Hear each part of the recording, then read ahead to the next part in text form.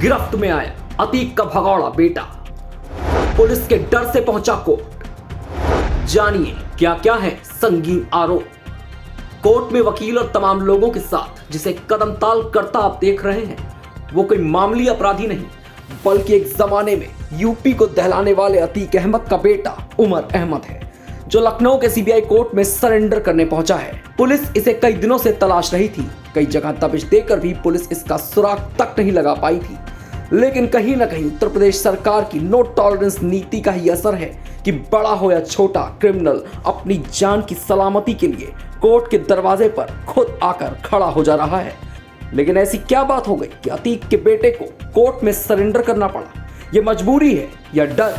चलिए इस पर थोड़ी रोशनी डालते हैं। दरअसल उत्तर प्रदेश और माफिया राज कभी एक दूसरे के पर्याय बन गए थे। कुछ नाम तो ऐसे थे जिन्होंने जराइम की दुनिया पर पूरी तरह से कब्जा कर लिया था। उनका जब भी किसी गिरोह के साथ टकराव होता था तब बड़े से बड़ा शहर भी दहल उठता था। 90 के दशक में ऐसा ही एक नाम था अतीक अहमद।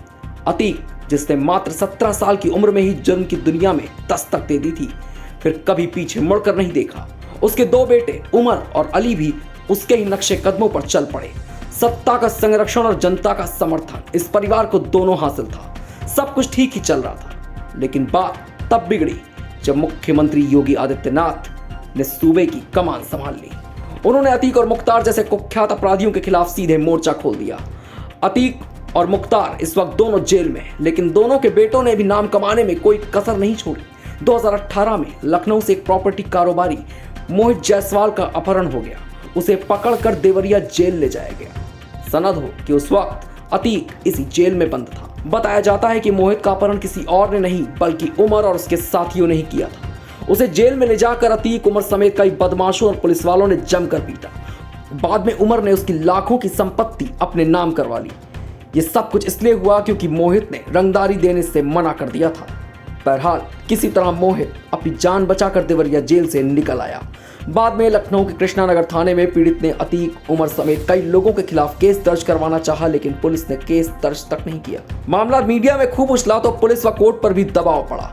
घटना के एक हफ्ते बाद सुप्रीम कोर्ट को इस मामले में दखल देना पड़ा और तब कहीं जाकर मोहित का केस दर्ज हो सका।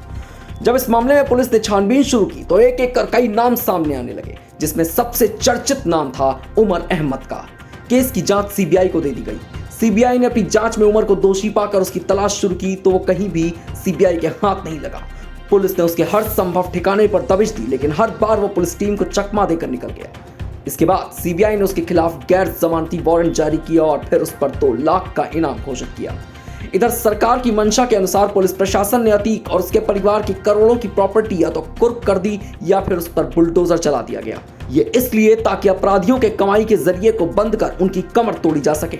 उमर की तलाश करने के लिए जब पुलिस का दबाव काफी बढ़ गया तो मंगलवार को कोर्ट में अचानक पहुंचकर उमर ने सरेंडर कर दिया। सूत्रों की माने तो कहीं ना कहीं उमर ये जानता था कि अगर वो पुलिस के हत्थे चढ़ गया तो फिर कुछ भी हो सकता है। वैसे आपको बता दें कि उमर नोएडा में रहकर लॉ की पढ़ाई कर रहा था। इसके छोटे भाई अली ने भी हाल ही में सरेंडर किया है। उस पर आरोप है कि उसने प्रयागराज के कारोबारी जीशान की 5 बीघा जमीन पर कब्जा कर लिया था। बाद में जमीन देने के बदले में उससे 5 करोड़ की रंगदारी मांगी। आरोप यह भी है कि विरोध करने पर जीशान के परिवार के साथ मारपीट की गई।